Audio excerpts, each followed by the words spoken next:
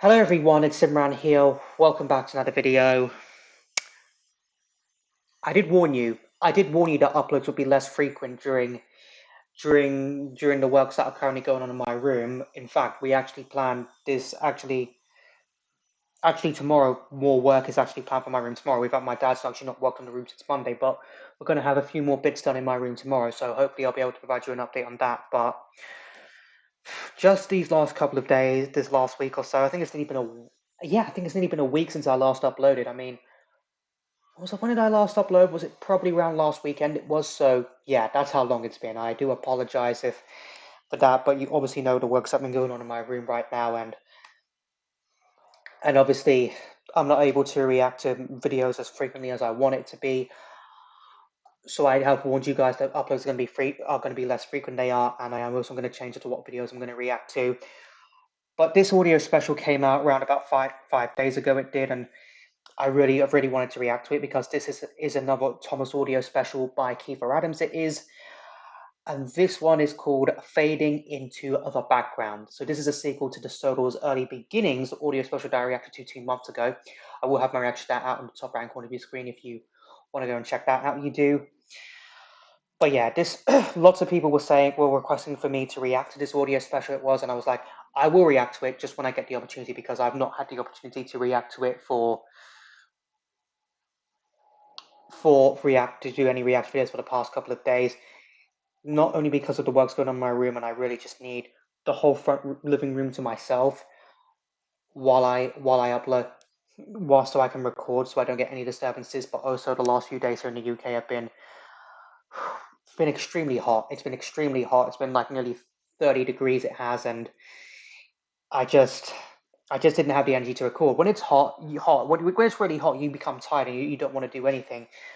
But that's not stopping me. I am doing my best to get videos out for you guys as quickly as I can. Hopefully after today it will be a little bit cooler, so hopefully I will be able to react to videos more often. I will. So I am going to react to this audio special. The last audio special by Keith I reacted to was The Lady in the Dream. If you want to see match that out, I'll also have that up in the top right corner of your screen. So fading into the background, let me just read the description for this video quickly. Now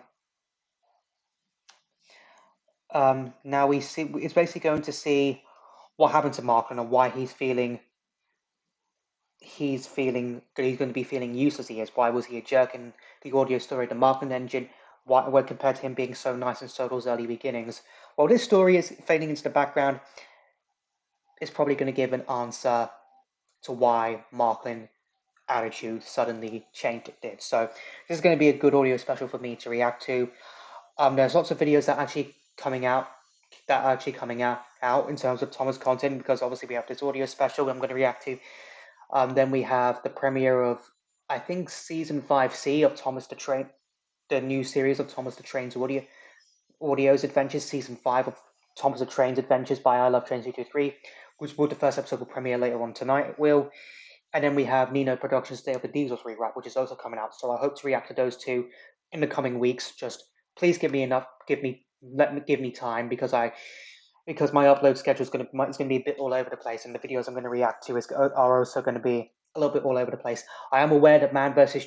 Train 6 by MASH came out yesterday. It did, but I won't be able to react to it today. So, like I said, please bear with me during this time period while my room gets done. I really hope that in the coming weeks my room's done, and then I'll be able to go back to making videos. I'm keeping my fingers crossed. But let's just go ahead and see what happens in this audio special and see what happened to Marklin before the events of the Marklin engine. Links I'm reacting to in the description down below as always. So without further ado, let's just go ahead and get straight into this. Fading into the Background. Written and told by Kiefer Adams. It was a cool summer's day on the island of Sodor. Marklin, the international tank engine, was resting in the sheds near the big station. But not for long. "Wake up, old boy," called his driver as he and the fireman arrived for work. "We've got shunting to do today." "I'll do it later," Marklin yawned grumpily. "Come on, Marklin, don't be like that." "No, you'll do it now," said his driver. "Why can't Thomas do it?" Marklin insisted. He's the station pilot, not me. The Fat Controller is showing Thomas his new branch line today, the fireman reminded. Oh, well, that's very well then, but branch line? Marklin spluttered. Since when did Thomas get a branch line? Don't you remember, said the driver, James had a nasty accident yesterday, so the Fat Controller has praised Thomas with the Farquhar branch for rescuing him. I can't believe it, Marklin wailed.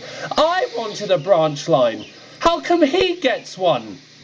Stop complaining, Marklin, said his fireman, and actually get into gear for once.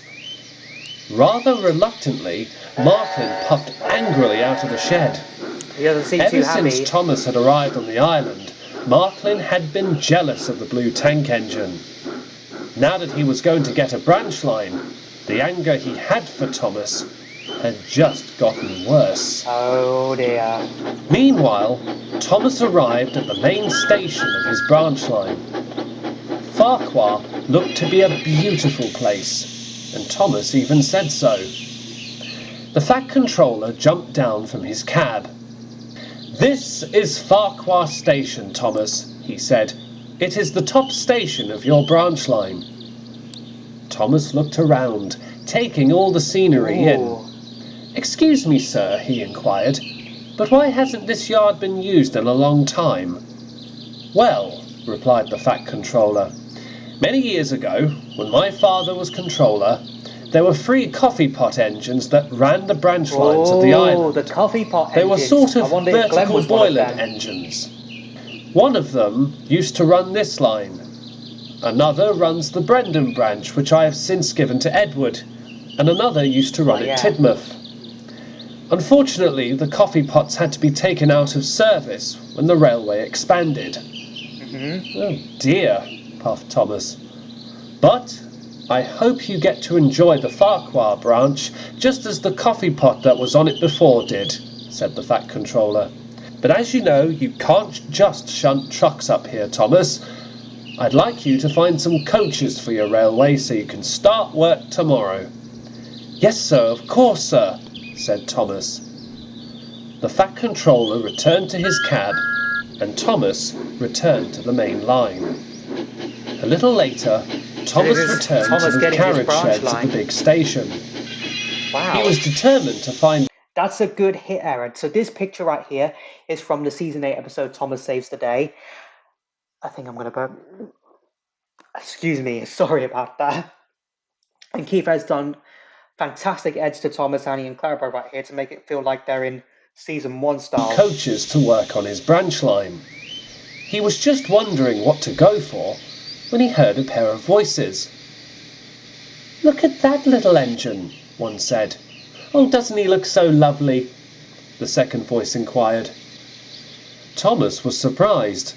Standing before him were 2 orange branch line coaches. Oh, hello there, he puffed. I haven't seen you in here before. We're due to have overhauls, said the first coach. But they're taking quite a while, said the second coach. Well, said Thomas, when you've had them, would you like to come and work with me on the Farquhar branch? Ooh, that would be wonderful, chimed the coaches. What are your names? Asked Thomas. We don't have any, said the second coach sadly. Oh. Well, said Thomas, we're going to change that. What about Annie and Clarabelle? That works Why? perfectly. Asked the first coach. Well, said Thomas, when I first came to Sodor, my driver and fireman married local women, and they were called Annie and Clarabelle. Wow. The coaches were flattered. That's We'll take right them, there. the second coach said. Splendid, beamed Thomas. Then Annie and Clarabelle it is. Even the Fat Controller was pleased at the names and the coaches when Thomas explained. They were refurbished and soon came to work on Thomas's branch line. And as many would know, they've remained there ever since. Many would also know that while Thomas was away on his branch line, Gordon, Henry and James began to protest. They stated that tender engines don't shunt. They were cross at Edward for doing this, and so they decided to go on strike. The Fat Controller saw to it that they'd be shut up in the shed until they behaved. They were still in the shed when the Fat Controller went to a workshop on the other railway to purchase another tank engine. Percy. Marklin came up to the shed and chuckled with delight. "This is just brilliant," he said. "You three have really made a screw-up of this, haven't you?" "Go away, Marklin," called James. "We're in no mood for your nonsense." "Quite right," agreed Gordon. "Why don't you just leave us alone and fade into the background like you've begun to?" huffed Henry. Marklin just laughed. "Is that the best you've got?" he smirked. "I've heard better results from trucks." But Gordon, James and Henry were beginning to pretend not to hear him. Marklin just grunted and puffed away.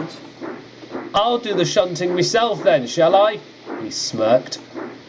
But again, the bigger engines refused to rise to him.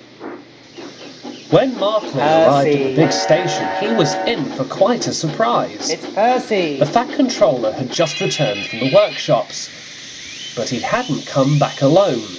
Standing in the station was a little green saddle tank engine with 4 wheels. "I'm so glad I've purchased you, Percy," the Fat Controller was saying. "You will do a splendid job in the yard." "Oh, yes, sir, of course, sir," Percy said. "I'll take you over to Edward," the Fat Controller added. "He'll show you what needs to be done." Percy was delighted. Like how this is the Fat Controller climbed into his cab, season 1. and Percy puffed away. Wait a minute," Marklin shouted. I'm over here. Can't you see me?" But Percy had already puffed away and hadn't heard. I thought he wanted me..." "Oh, give it a rest, Marklin," his driver cut in. "We can do some shunting at least. That new engine will need time to learn what needs to be done." "Fat chance that'll do," Marklin hissed. He bustled back to work. He's fading into the background. Of course, Percy did well as the new station pilot of Knapford. 3 days had passed since Percy had arrived on the island. I'm sorry to say that Marklin's attitude was getting worse and worse. He was no longer the happy-go-lucky tank engine that first arrived on Sodor, long before Gordon, Henry or Edward had received their numbers. He refused to do most of his work, and the other engines had to pick up his slack. Eventually, it was Thomas who finally lost patience. "I don't know what your problem is towards any of us, but you need to drop the attitude and the disrespect," he said firmly one evening.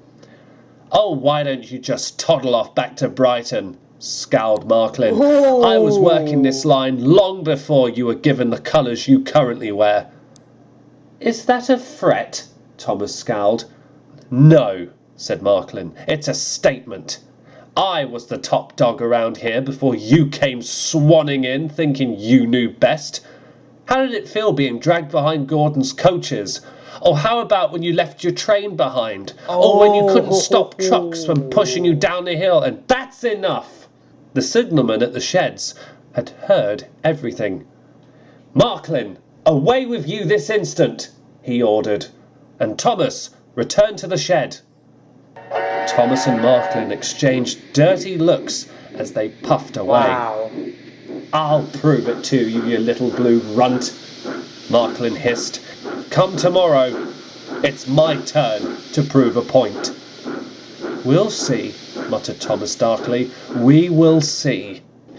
"You're really letting him get to you, aren't you, Thomas?" chuckled Percy the next morning. "Why can't he just do his own work?" Thomas huffed. "We've got too much to do as it is. The Fat Controller's planning to go to some tramway on holiday in a few weeks, and even he has to deal with Marklin more than us." "Oh, well," said Percy. "I think Marklin's jealous." "Jealous?" said Thomas. "What's he got to be jealous of?" "Can't you see it?" said Percy. "You've got a branch line, 2 coaches that adore you, and you've had more adventures than he has." "So," said Thomas, "it doesn't give him the reason to talk down to me." Yeah. "Take my advice," said Percy. "I might not have been here for long, but I know when an engine's due to buckle under pressure. I learnt all about it from the other engines in the workshops I used to be at. It won't take this Marklin long to realise he can..." I just realised that Percy was the voice of reason in the Marklin engine story, where he actually tries to get to the bottom of what's bothering Marklin, and then we find out that obviously Marklin was homesick. No longer try to outcompete us all. With that in mind, Percy puffed away to his trucks. "He's barely been here a month," Thomas muttered to himself, "and he's giving me advice?" Rather stunned, Thomas left with his coaches to head up to the branch line. Winter soon came and went, and during it, Henry had a nasty accident with the fish train, the Flying Kipper. The Fat Controller sent Henry to Crewe to be overhauled. For the first time in a while, Marklin was finally busy. He sorted the trains out, but didn't get any praise. Gordon and James gave him a very hard time, and so did Thomas. Percy and Edward felt sorry for him, but unfortunately they couldn't defend Marklin when Gordon and James wanted to make their voices heard. A few days before Henry was due back, Gordon finally lost patience. "You've shunted my coaches onto the wrong platform," he bellowed to Marklin. Wow. "You always depart from platform 3 at this time," Marklin insisted. Gordon waited for the guard to blow his whistle. When he puffed away, he let out a great cloud of steam. "And that is for what you did to me when you first came here," thundered Gordon. "And what a mistake it was, too." "Grrr!" bellowed Marklin, as Gordon was out of sight. Eventually, with the help of his crew, he managed to calm down. He slunk away, furious. Thank God his crew managed to calm him down, because I cannot imagine the profanity, the exploded language that Marklin. If this wasn't a kids show, then Marklin would be yelling exploded language at Gordon. He would literally be going. He would literally be flying off the rails, and literally just yelling, swearing loudly at Gordon as he puffed off into the distance. If this wasn't a kids show. Well, The it's not a kids show mistreatment for he had everyone. been given. But if we could use strong language. A little later, Edward returned from delivering a stopping goods to the end of the line. He found Marklin sitting in a siding. "Goodness me, old chap, are you all right?" he asked. "I can't carry on like this, Edward," Marklin said. "What am I doing wrong?" "Maybe if you weren't so rude to the others," said Edward, "you'd probably have a better chance in working hard." Yeah. "Maybe," said Marklin rather glumly. "Things would have been a lot better if it was still you, me, Gordon and Henry." "Now come on, Marklin," said Edward, "that's not fair. Thomas, James and Percy have proved their worth on the railway, and despite their, misadventures, I shall say, we're all really useful. I don't think you understand how lucky you are to be on this railway." "Even when I'm fading into the background," said Marklin. Before Edward could reply, Marklin puffed away. Edward sighed, and he went to get a drink at the water tower, pondering over his thoughts. Before long, Henry returned from Crewe. His new shape had done wonders to his performance. He pulled the express so well that sometimes Gordon was jealous. But despite Henry settling back into routine, the problem with Marklin was still about. "I swear, if he complains about one more train or one more engine or even one more duty, I'm going to lose it," said James. "He's beginning to do me flaming head in." "I can't imagine why," said Henry. "Just once, I wish he would buckle down with his work." He's no good to anyone, bickering and moaning all the time.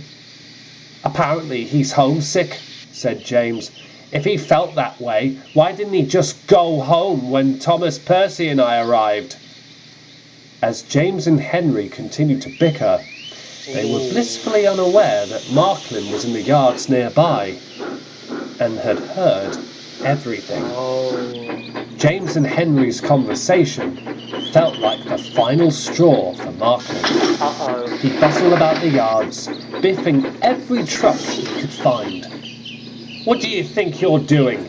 an old truck demanded, as Marklin began to marshal the train. "What does it look like I'm doing?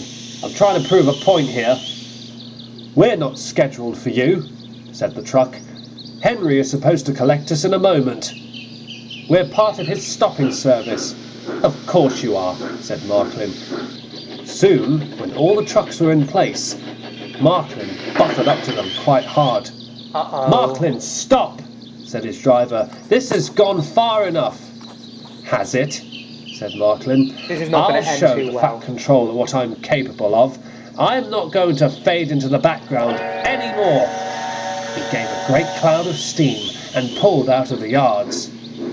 The trucks tried to hold back, but Marklin was determined. "For pity's sake, Marklin," the driver grumbled as he thundered along the line. "Let it go already." "Over my scrap chassis I will," Marklin thundered back. He sped down the line, but the trucks sensed a chance for some fun. Pushing Thomas down a hill was one thing. James's accident in the cow field was another. But the way Marklin had been acting, to the trucks, it was as though he deserved what was coming to him. Without giving him any warning, they surged forwards. "Go on! Faster! Faster!" they shouted. Marklin, though, managed to hold back. "Do that again!" he roared. "I dare you!" And when the trucks did biff Marklin again, he gave such a biff back that the whole train jolted. "Big mistake, boy," scowled the first truck. The whole train surged into Marklin, and unfortunately, this time he couldn't react. The trucks pushed him down a small hill. A sharp bend was at the bottom. "No!" Marklin groaned as his brakes came on with a screech. "Oh yes!" shouted the trucks. The trucks have finally had enough of him. What was coming. Marklin shut his eyes and prepared for the worst. Sure enough, he came off the rails and toppled down a steep embankment. 4 of the trucks toppled after him, and their loads spilt everywhere. A fence was broken, wheel graves were left in the grasslands, and Marklin was hissing steam in all directions. He coughed. Luckily, Marklin's driver and fireman had jumped clear. They went to telephone for help. Edward and Thomas were soon called up the line with the breakdown train. "Oh, great," Marklin hissed. "Just when things couldn't get any Marklin!" bellowed a voice. Marklin's smoke box went dry when the Fat Controller arrived. "What is the meaning of this? You were not supposed to take these trucks out." "I'm sorry, sir," began Marklin, "but your engines, I will not want to hear any excuses," the Fat Controller snapped. "We will get you back on the rails, and when you return to service, you will stay in the yards of the big station until I can trust you to be on the main line again. Is that understood?" "Yes, sir," said Marklin bitterly. The Fat Controller turned and walked away. Thomas gave Marklin a sharp look. Just like before, the feeling was mutual. It was a long and miserable week in the shunting yards of the big station for Marklin. At this time, the Fat Controller had gone on his holiday to a tramway on the mainland. Yeah. Edward was left in charge until he returned. Unfortunately, Marklin was just as bitter as before. Any trace of the tank engine that had arrived all those years ago was now gone. One day, Henry arrived in the yards to find Marklin complaining as always. 6 trains were delayed for me today, he huffed. I had a train of tankers, some box vans, coal trucks, flatbeds. No one is interested, sniffed Henry. Just carry on with your work. You're starting to be a bother for us all. But then again, that's not surprising. Henry snorted away indignantly. Marklin bumped a few trucks and huffed away. That evening, Henry limped into the shed, exhausted. But of course, the Marklin engine story didn't end there, did it? No, it didn't. So that's exactly why Marklin was like how he was in the Marklin engine story. He was all because he felt he was being pushed aside to these new engines right here. It just basically got so much for him. He just had enough. He finally snapped, and then tried to prove a point. He tried to prove that he was worth something, and it ended in an accident for him. This is the sign of everyone being flawed right here, except for Edward. Yes, Marklin shouldn't have been rude and so jealous in the first place, but the other engine should have been making those remarks of him and understanding he's homesick. I mean, at least it all got resolved in the Marklin engine story, but I'm not going to react to that because I watched that way back before it was released, and obviously a long time ago before I started making reaction videos on this channel. But wow, that really went in deep right there to Marklin's character in Kiefer's universe right there. I still do prefer the one-eyed Marklin from All Eyes on Dennis, which was my last video of 2022. It was, but maybe I could rework Marklin in my canon. That when he turned up on the railway, that when he turned up, he worked on the railway. He worked with Thomas in the yard. He did. Tom had one hope to keep Marklin, but then after a few mishaps, including the one with the crane in Sodor's early beginnings, which resulted, I guess you could say, in the crane. What was the crane's name again? Can't remember. Preston. Rim resulted in Preston having to be scrapped after Marklin caused an accident with him. Marklin was suddenly sent away in disgrace. He was scrapped, but his spirit, with the one eye, still haunts the railway. It does. But yeah, that made me feel really bad for Marklin. He did. Sure, he got on everyone's bad books by complaining, but given the fact he was homesick and the other engines were treating him poorly, it just caused a whole bunch of problems. It did. It just caused a whole bunch of problems. But luckily for Marklin, it all got resolved in the end. It did. It all got resolved in the end. It did. So, but that was a little bit of a nice in-between story between Solo's early beginnings and the Marklin engine. It was. It's good to see a character that was kind of used as a background in the TV show itself during production of the TVS have a bit of character put into him. So yeah, that's just all I can say. Is just yeah, that was definitely a good audio special. Glad I got around to reacting to it, even though I'm a little bit lit on it, but definitely worth the wait. You do want to see any of my previous what was going to say? Do you want to see my previous Thomas reactions, whatever it's an audio story or trends adaptation? I will have a playlist up in the top right corner of your screen right now. So I hope you enjoyed this video. If you did, hit that like button for me. Let me know in the comments down below what you thought of this audio special I reacted to. Also, let me know in the comments down below what other videos you want me to react to next. Follow me on Instagram, follow me on TikTok, links to both of them will be in the description down below. Excuse me. Share this video, subscribe if you're new here, ring that bell to get notified when I upload new videos when I post in the community tab, and I'll see you all in the next one. Bye!